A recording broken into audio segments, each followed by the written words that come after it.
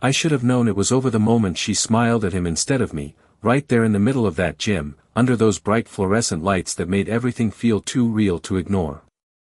Lily didn't even hesitate, not for a second, not even after 5 years of marriage. She just looked at me like I was already part of her past and said, "I can't keep pretending this is enough."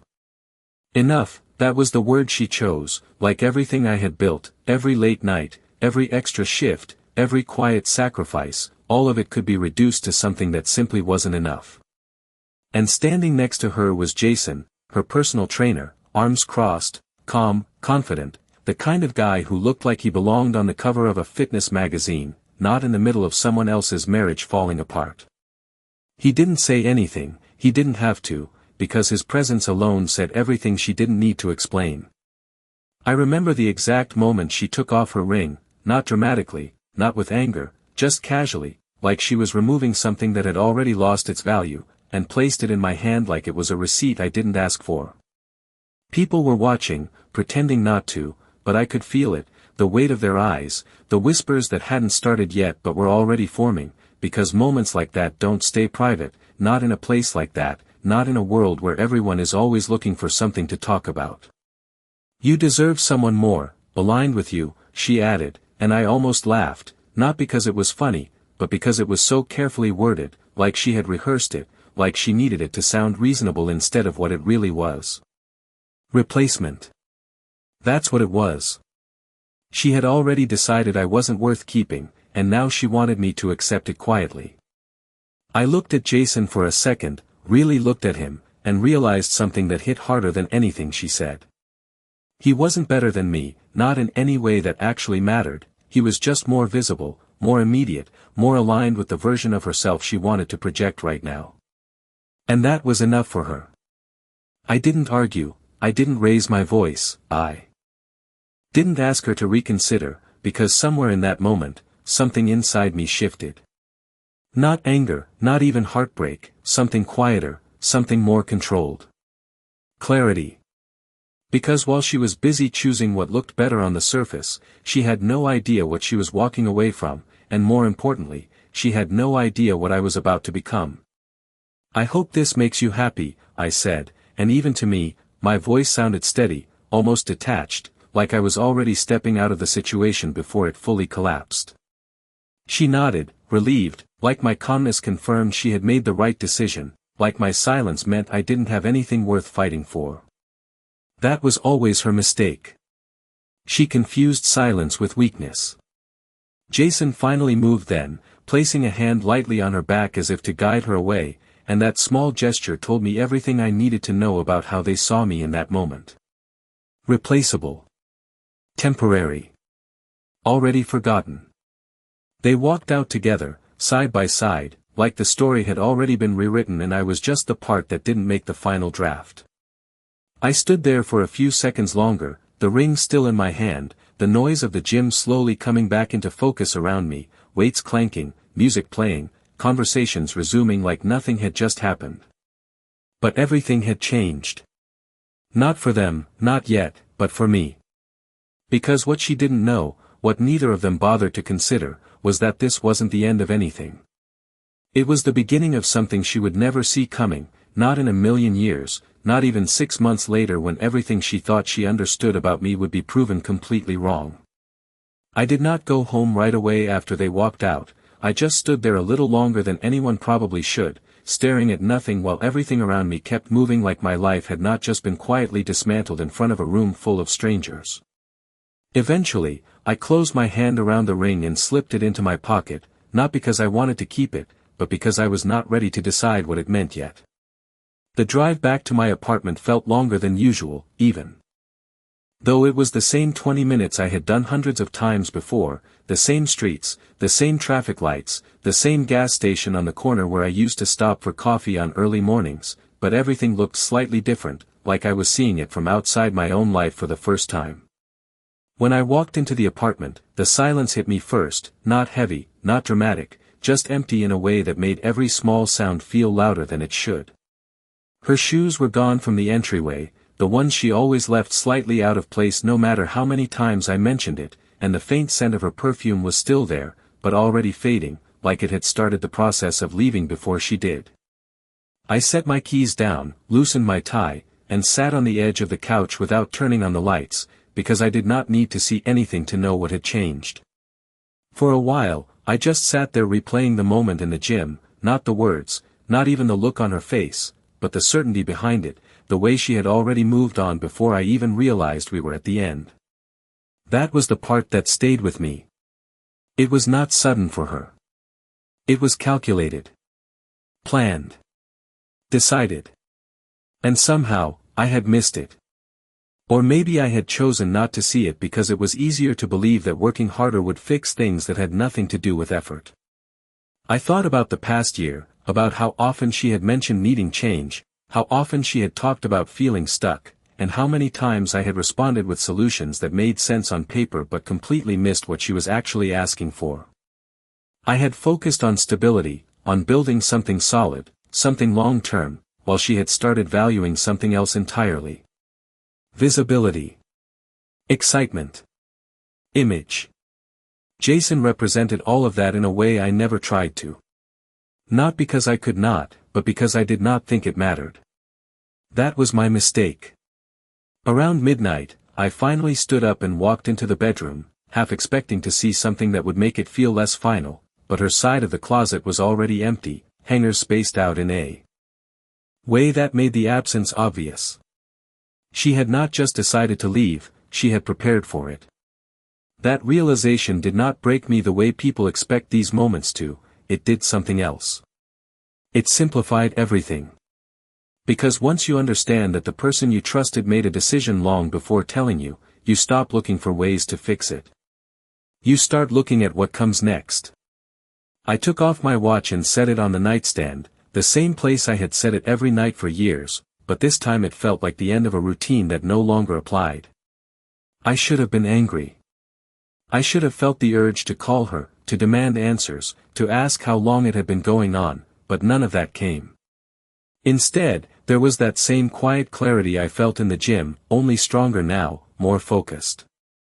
Because the truth was, she did not just leave me for someone else, she left because she believed I was someone who would stay exactly the same, someone predictable, someone who would accept being replaced without changing anything about himself. That assumption, more than anything else, was the one thing she got completely wrong. I walked back into the living room, picked up my phone, and opened an email I had ignored 3 times earlier that week, something about a meeting, an opportunity one had not considered worth my time before, but now it looked different. Not because the opportunity had changed, but because I had. I read it slowly this time, paying attention to details I would have skipped before, and for the first time that night, I felt something shift in a direction that had nothing to do with her, nothing to do with what I had lost, and everything to do with what I had not yet built. That was the moment everything started to change, not when she left, not when she chose him, but when I realized I no longer had a reason to stay the same. The next morning did not feel like a dramatic turning point, it felt ordinary, almost disappointingly normal, like the world had decided not to acknowledge what had just happened to me, and that was exactly why it mattered. Because nothing external was going to change unless I did. I woke up at 6, the same time I always did, out of habit more than intention, and for a brief second I reached to the other side of the bed without thinking, only to be met with empty space that no longer surprised me.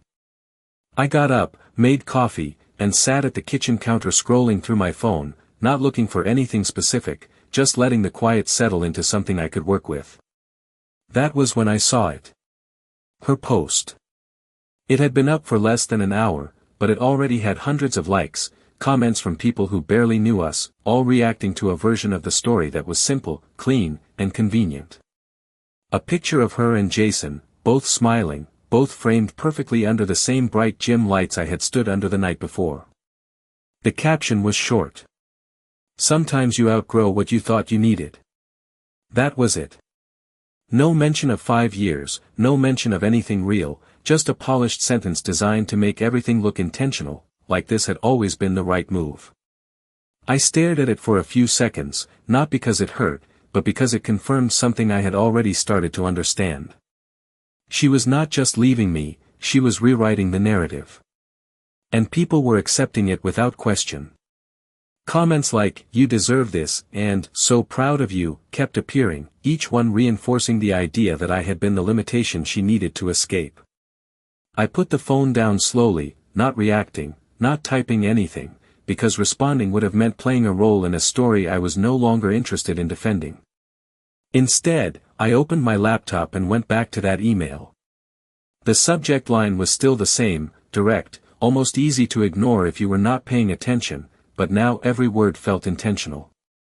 It was an invitation to meet with a small investment group that specialized in acquiring and scaling underperforming businesses, something I had experience with but never fully pursued because I had been focused on stability, on keeping things predictable, on building a life that made sense within the boundaries I had accepted.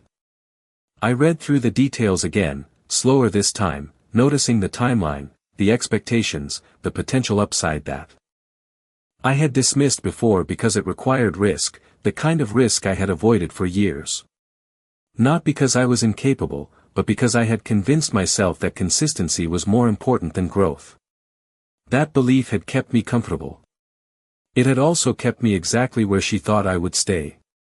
That was the part that changed everything.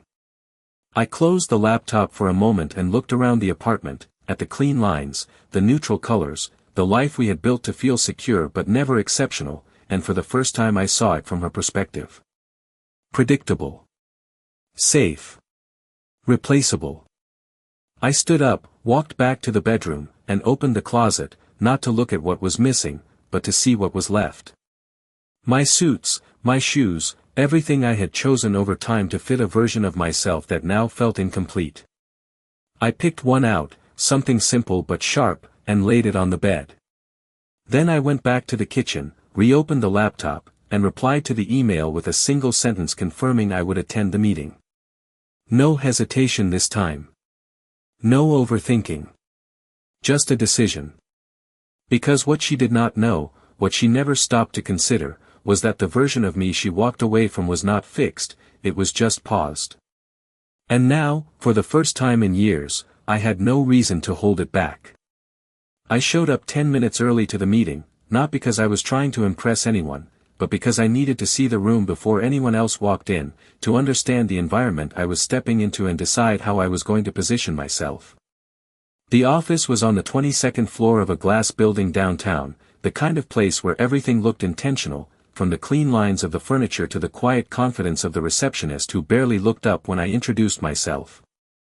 I sat in the waiting area, hands relaxed, posture straight, not rehearsing what I was going to say but reminding myself of what I already knew. I had spent years analyzing numbers, understanding operations, fixing inefficiencies for companies that never fully realized how much they depended on people like me. The only difference now was that I was no longer going to stay behind the scenes. When they called my name, I walked into a conference room with 4 people already seated, each one carrying that same measured expression, the kind that tells you they are used to evaluating others more than being evaluated themselves. They did not waste time with small talk. They asked direct questions about my experience, my approach, my tolerance for risk, and for the first time in a long time, I answered without filtering myself down to something more acceptable. I spoke clearly, confidently, not exaggerating, not underselling, just stating exactly what I was capable of and what I expected in return. I could see the shift in their expressions, subtle but real, the moment they stopped seeing me as just another candidate and started considering me as someone who could actually create value for them.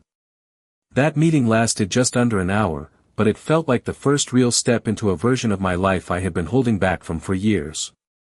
When I walked out, I did not feel excited in a loud way, I felt focused, like a direction had finally been defined. Over the next few weeks, everything started moving faster than I was used to. Calls turned into follow-ups, follow-ups turned into opportunities, and opportunities turned into decisions that required me to act without the hesitation I used to justify as caution. I adjusted my schedule, cut out distractions, and redirected every ounce of time and energy into building something that was entirely mine. It was not about proving her wrong, not directly, but I would be lying if I said that moment in the gym did not stay in the back of my mind, quietly reminding me of exactly why staying the same was no longer an option. Meanwhile, her life seemed to move in the opposite direction, at least on the surface it looked like everything was working out exactly the way she had planned. Her social media was filled with updates, workouts, pictures with Jason, captions about growth and new beginnings, all carefully curated to tell a story that people wanted to believe. Every now and then, I would see a glimpse of it, not because I was looking for it, but because it was everywhere, shared, liked, repeated by people who had no idea what actually happened. I never responded, never reacted, because I understood something she did not. Public perception is loud, but it is not power. And what I was building did not need an audience. It needed time. Around the third month, I was brought into a project that caught my attention immediately, a struggling chain of fitness centers that had expanded too quickly and lost control of its operations, exactly the kind of situation I knew how to fix. The numbers were messy, the management inconsistent, but underneath all of that was something valuable that most people were overlooking. Potential. I reviewed everything carefully, late nights turning into early mornings, patterns becoming clear the deeper I looked, and that was when everything aligned in a way I could not ignore. Because what she did not know, what neither of them had any reason to suspect, was that the world they had chosen to step into was about to intersect with mine in a way that would change everything. By the fourth month, the pace of my life no longer resembled anything I had known before, and that was exactly the point. The days were no longer measured by routine, they were measured by progress, by decisions that carried weight, by conversations that required clarity instead of comfort. I had moved out of the old apartment 2 weeks earlier, not because I needed more space, but because I needed distance from a version of myself that no longer existed. The new place was smaller, simpler, closer to the office, everything about it designed to remove distraction rather than impress anyone. I did not decorate it, I did not try to make it feel like home, because I was not building a life around comfort anymore, I was building it around control. The fitness chain project had moved from analysis into execution, and that was where everything became real. Locations were underperforming, staff turnover was high, and branding was inconsistent, but beneath all of that, the demand was still there. People were still showing up, still paying, still believing in what the brand could be, and that was the leverage point most investors had overlooked. I did not see a failing business, I saw a system that had been mismanaged, something that could be corrected with the right structure and the right authority.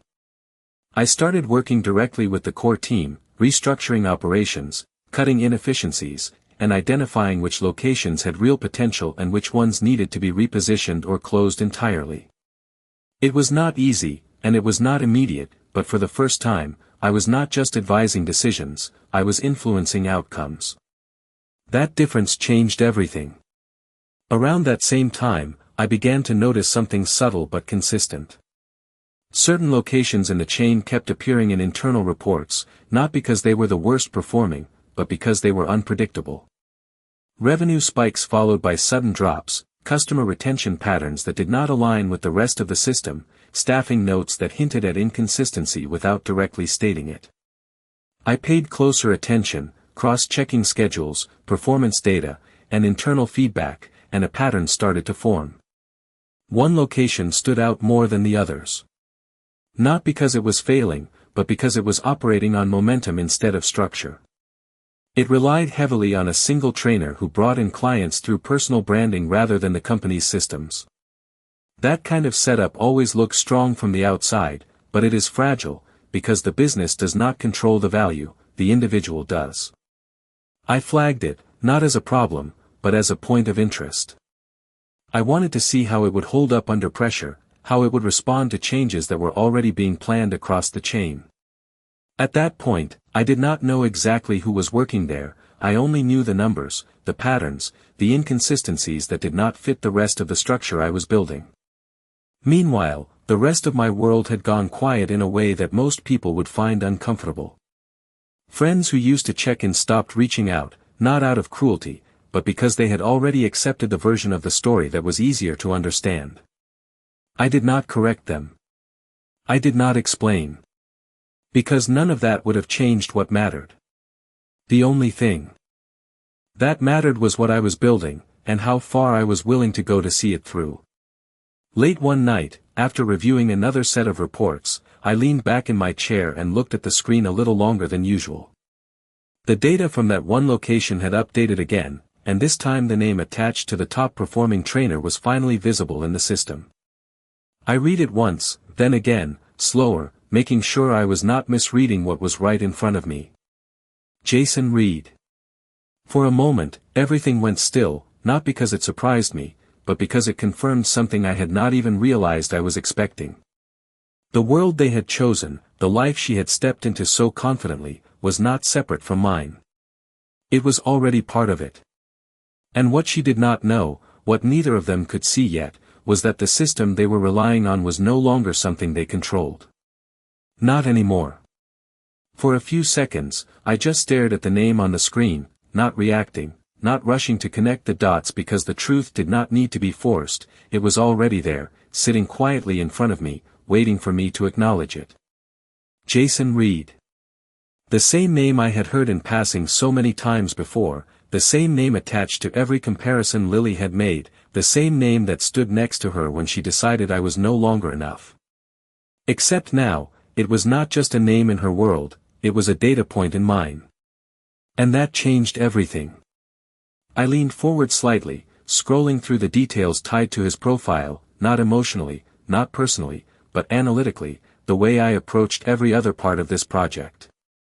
His client retention was high, his personal bookings were consistently above average, and his presence was driving traffic to that specific location in a way the company itself could not replicate.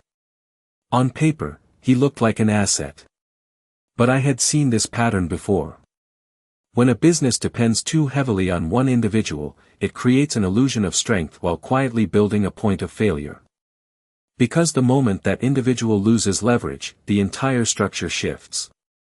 And leverage, in this case, was something I was in the process of controlling. I did not act immediately, I did not reach out, I did not make any changes that would draw attention to what I had just discovered, because that would have been a reaction, and reactions are predictable.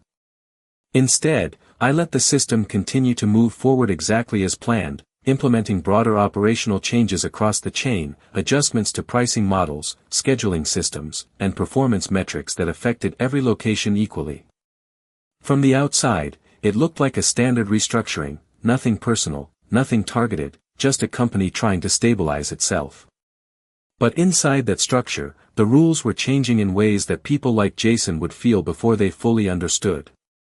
Independent booking privileges were gradually shifted into centralized scheduling, commission structures were recalibrated to favor long-term client retention over short-term gains, and brand alignment requirements became stricter, reducing the ability for any single trainer to operate as their own independent entity within the company.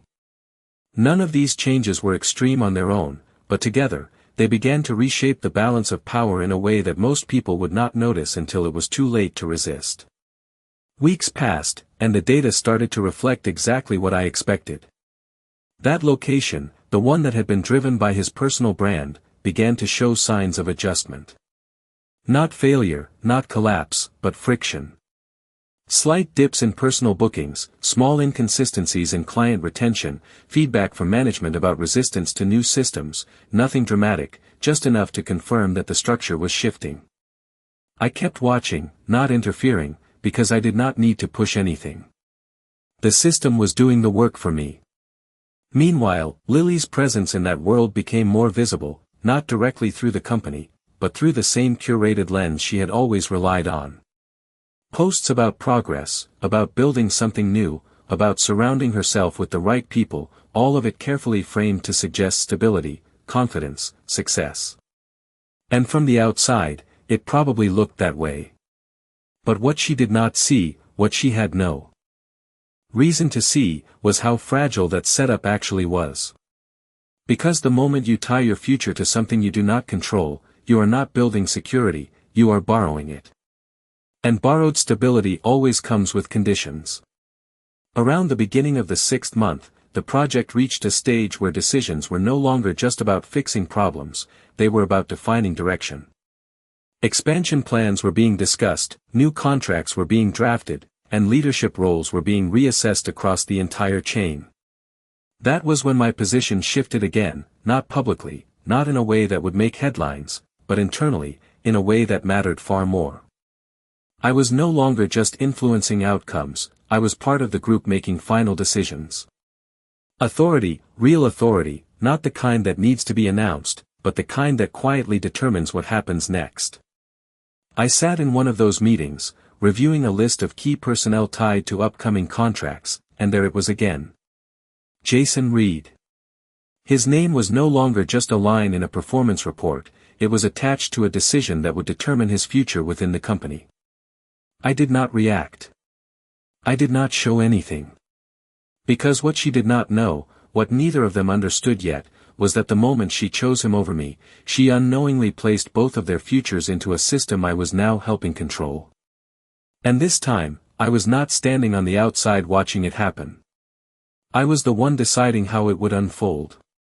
The meeting that set everything in motion did not feel dramatic from the outside, it felt structured, controlled, almost routine, but I knew exactly what it represented long before anyone else in that room did. It was held at one of the flagship locations, a larger facility the company used for announcements, training sessions, and internal events, the kind of place designed to showcase stability even when the system behind it was still adjusting. Managers from multiple locations were there, a handful of top-performing trainers, and a few faces from corporate who rarely showed up unless something significant was about to change. I arrived early, not to make an entrance, but to observe. The energy in the room was different from the last time I had been in a setting like this, less confident, more uncertain, like people could sense that something was shifting even if they could not define it yet. I stayed near the back at first, listening, watching, letting the conversations happen without inserting myself into them. That was when I saw them.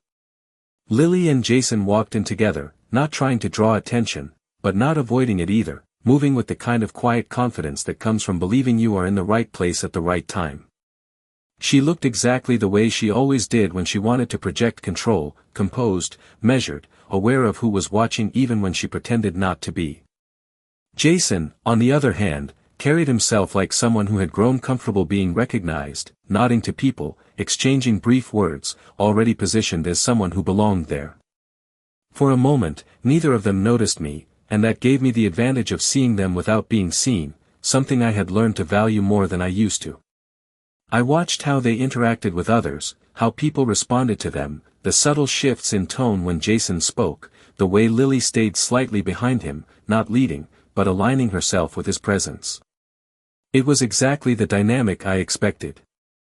Built on perception, sustained by visibility. Not control. The meeting started shortly after, and I moved forward with the rest of the group, taking a seat closer to the front this time, not hidden, but not highlighted either. Present, but not yet defined. The speaker began outlining the next phase of the company's direction, changes to structure, new expectations, the kind of language that sounds neutral but carries consequences for anyone paying close enough attention. I could feel the room reacting in small ways, people shifting in their seats, exchanging glances, processing what it meant for them individually. When the topic moved to contract renewals and performance alignment, the tone shifted slightly, more focused, more deliberate. Names were not mentioned yet, but the criteria were clear. Consistency over personality. System. Integration over individual branding. Long-term value over short-term visibility. I did not need to look at Jason to know he was listening more closely now. That kind of language always sounds reasonable until you realize it directly affects how you operate. After the presentation, there was a brief pause, the kind that invites questions but also creates hesitation, because no one wants to be the first to challenge something they do not fully understand yet. That was when one of the senior managers gestured toward me, subtle, but intentional, signaling that it was time for me to step forward. I stood up, not rushing, not drawing unnecessary attention, just moving with the same calm control I had carried into every decision over the past 6 months. Conversations around the room quieted slightly, not because they knew who I was, but because they could tell I was about to speak. And that was the moment everything began to shift. Because what she did not know, what neither of them had realized yet, was that the man she had walked away from was no longer standing on the outside of this world. I was part of the system now. And in this room, in this moment, I was about to define exactly what that meant. I let the silence settle for a second longer than necessary before I spoke, not because I was unsure, but because timing matters when you are about to change how a room sees you. Most of what you just heard is about alignment, I said, my voice steady, controlled, not raised, not forced, just clear enough to carry across the room without effort. Alignment between performance, structure, and long-term value. A few heads nodded, not fully engaged yet, but listening. That was enough. I continued, taking a slow step forward, not toward anyone specifically, but into the space that had been left open. For the past 6 months, I have been working directly with the investment group overseeing this transition, I added, watching carefully as the shift began, subtle at first, a few exchanged glances, a slight change in posture from the people closest to the front.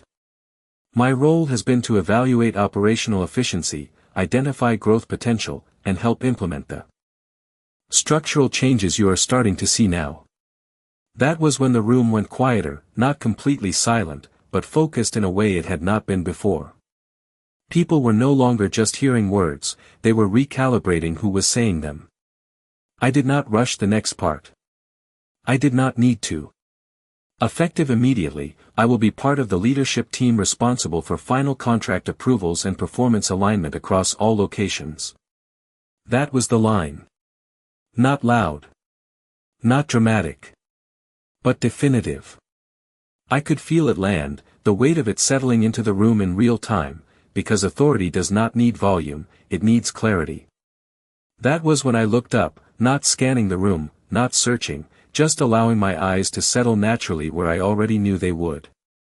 Lily had seen me now. There was no confusion in her expression, just a brief, controlled pause, the kind people use when they are trying to process something faster than they are willing to show. Jason, standing slightly ahead of her, had not fully turned yet, but I could see the shift in his posture, the subtle tension that appears when someone realizes the situation is no longer as predictable as it seemed a moment ago. I did not react to them. I did not acknowledge them directly. That was not the point. The point was the room. The system. The structure that now defined how everything moved forward. What this means, I continued, returning my focus to the group as a whole, is that individual performance will be evaluated within a unified system. Personal branding, while valuable, will no longer operate independently from company standards. Every trainer, every manager, every location will be assessed based on consistency, adaptability, and long-term contribution. I could feel the tension increase slightly, not resistance, just awareness. The kind that comes when people understand that expectations are no longer flexible. There will be new contracts issued over the next few weeks, I added, and those contracts will reflect the direction this company is moving toward. Some of you will find that alignment comes naturally. Others may need to adjust. I let that sit for a moment, not elaborating, not softening it, because clarity is more effective than reassurance.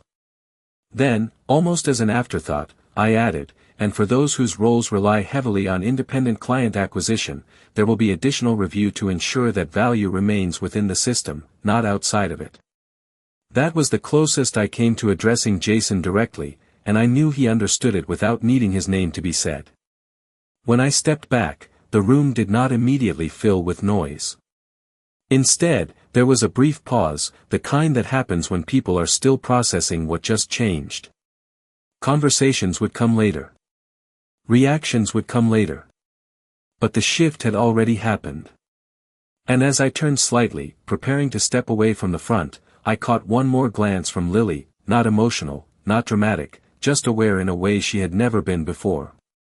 Because what she did not expect, what she never even considered, was not just who I had become, but where I now stood. Not outside her world. Not beneath it. But above the system that defined it. I did not stay at the front of the room long after I finished speaking, because the point had already been made and repeating it would have only diluted its impact. Instead, I stepped back into the space I came from, not hiding, not avoiding anyone, just returning to a position where observation mattered more than presence. The room slowly came back to life, conversations picking up in low, controlled tones, people trying to interpret what had just happened without saying too much out loud.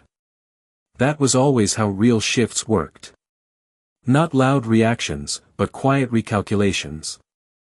I watched as managers gathered in small groups, discussing contract changes, performance expectations, trying to figure out where they stood in a structure that no longer operated the way it did just a few hours earlier.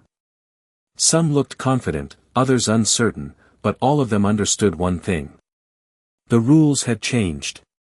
I turned slightly and started walking toward the exit, not in a rush, not trying to avoid anything, just moving with the same steady pace I had carried through every decision that brought me here. I did not need to stay. I did not need validation. Because this was never about proving something in that room. It was about positioning myself in a system that now moved because of decisions I was part of. I was halfway across the floor when I heard my name, not loud, but clear enough to cut through the surrounding noise. I stopped for a moment before turning, not reacting immediately, because control is often found in the pause. Lily was standing a few steps behind me, closer than I expected, her expression composed, but not as controlled as it had been earlier. There was something different now. Not regret exactly, but awareness. The kind that comes when someone realizes they have been operating with incomplete information. Jason stood a little further back, not approaching, but not leaving either, his posture no longer as relaxed as it had been when he first walked into the room. I looked at her, not with anger, not with satisfaction, just with clarity. "Ethan," she said, and hearing my name in her voice again felt familiar in a way that no longer mattered. "I did not know you were involved in this." I nodded slightly, not because she needed confirmation, but because it was the simplest response available. "There was a lot you did not know," I said, my tone even, not sharp, not emotional, just factual. She held my gaze for a second longer, like she was trying to connect the version of me she remembered with the one standing in front of her now, and I could see the gap between those two versions in the way she hesitated. "You could have said something," she added, and that was the moment I understood that she still saw this as a situation where information should have been shared, explained, negotiated. Like it was something she had a right to know. I shook my head slightly, not dismissing her, just correcting the assumption behind her words. "That is not how this works," I replied calmly. "You made your decision based on what you believed was enough. I made mine based on what I was willing to become." There was no anger in it, no accusation, just a line drawn between two paths that no longer intersected. Jason shifted slightly behind her, like he wanted to step in, to say something, but did not. Because at this point, there was nothing he could say that would change the position he was in. Not personally. Structurally. And that difference was everything. I glanced at him briefly, not as a challenge, not as a comparison, just acknowledging his presence in a system that now defined his role in ways he did not control. Then I looked back at Lily one last time. "Take care of your choices," I said quietly, not as a warning, not as a threat, just as a statement of reality. Because choices do not disappear. They evolve. They compound. They define what comes next whether you are ready for it or not. I did not wait for a response. I did not need one. I turned and continued toward the exit, the sound of the room fading behind me with each step, not because it was unimportant, but because it was no longer mine to navigate in the same way. Outside, the air felt different, not lighter, not heavier, just clear. And for the first time since that moment in the gym, there was nothing left to prove, nothing left to reclaim. Because I had not just changed how she saw me. I had changed the position I occupied in a world she thought she understood. And this time, I was the one defining how it moved forward. Thank you for watching until the end. If this story made you think, don't forget to like, share, and subscribe for more stories like this.